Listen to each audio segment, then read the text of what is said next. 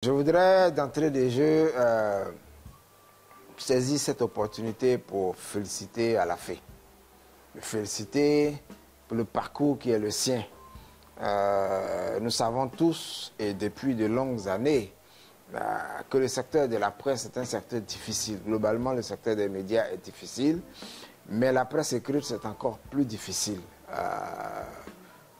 Nous avons vu comment est-ce que le milieu de la presse écrite a maigri en 20-30 ans et réussi à survivre dans un tel secteur, montre un peu la capacité de leadership dont il a su faire preuve et en même temps le management qu'il a eu pour conduire ses équipes, lui-même faire avancer son entreprise pour atteindre 20 ans. 20 ans, c'est un peu rare dans ce métier-là. Aujourd'hui, les journaux qui ont 20 ans se comptent pratiquement sur les doigts d'une main.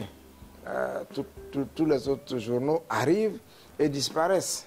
On a eu beaucoup de naissances ces temps-ci, mais je suis sûr qu'après les élections, ils vont disparaître. Donc, en tout cas, je voudrais le féliciter.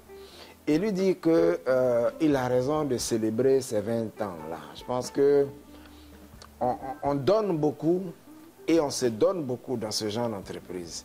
Et chaque fois que les gens ont l'occasion de célébrer l'entreprise et de se célébrer eux-mêmes, il ne faut pas qu'ils hésitent. C'est beaucoup de difficultés, c'est beaucoup d'efforts, c'est beaucoup de nuits d'insomnie, dans un secteur qui, depuis 20 ans, depuis l'apparition du numérique, a pris une tangente baissière.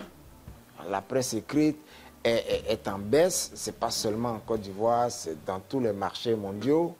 Et dans les pays développés, on trouve des mécènes qui rachètent et qui consolident les journaux. Je ne vous apprends rien, vous savez que le Washington Post, Bezos, c'est les milliardaires qu'il a pris. En France, la Tribune, c'est un milliardaire qui a récupéré presque toute la presse écrite dans les pays développés.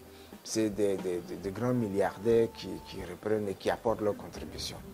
On n'a pas ce type d'opportunité en Afrique, comme moi en Côte d'Ivoire. Donc, quand un journal fait 20 ans, il faut féliciter son fondateur.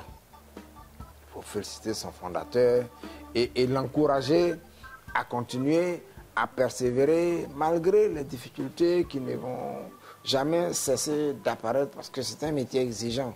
C'est un métier exigeant qui relève en même temps de la technique journalistique, mais le fondateur est obligé en même temps d'être un bon manager d'entreprise. Donc il faut pouvoir cumuler les deux, voyez-vous, et ce n'est pas facile. Donc en tout cas, moi je le félicite, je l'encourage, et puis je souhaite un joyeux anniversaire à lui-même, à Alafé, à toute l'équipe et au journal, et surtout je souhaite que ce journal continue de vivre encore plusieurs décennies et qu'il y ait encore plusieurs fêtes devant.